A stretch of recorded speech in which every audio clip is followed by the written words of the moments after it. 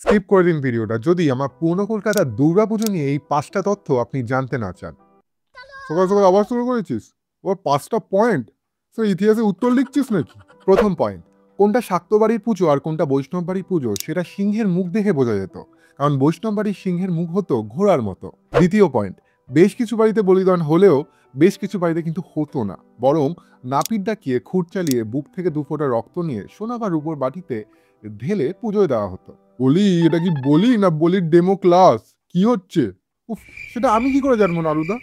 আপনারা শুনুন, আগেকার দিনে ধার নিলে ঢাকে আর ঢোলে মানে দুর্গাপুজো আর চড়কে টাকা শোধ করা হতো, এমন নিয়মটাও কিন্তু ছিল। চতুর্থ পয়েন্ট, আবার ধরুন সেই সময় দুর্গাপুজোয় 2 ধরনের সাহেবদের দেখা যেত।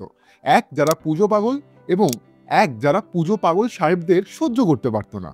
একদল পুজোয় খানাপিনা বাইজি নাচ দেখছে, অন্য দল পিছনে এদের নামে কুৎসা করে বেড়াচ্ছে। পঞ্চম পয়েন্ট, তখন এরকমও নিয়ম ছিল যে 10 জনকে পাত পেরে খাওয়াতে হবে, কিন্তু বাড়ি অনুযায়ী কিভাবে খাবার বদলাতো এটা শুনুন। ব্রাহ্মণ বাড়ির পুজোতে ভাত আর 5 রকমের তরকারি, শাক্ত বাড়ির পুজোতে আমিষ মানে মাছ, আর কায়স্থদের সেমই, তুমি শুধু ভাতের বদলে লুচি। ভাই, পুজোয় মাছ তরকারি লুচি, তুই এসব খা। আবার আসে না খাসি বিরিয়ানি আর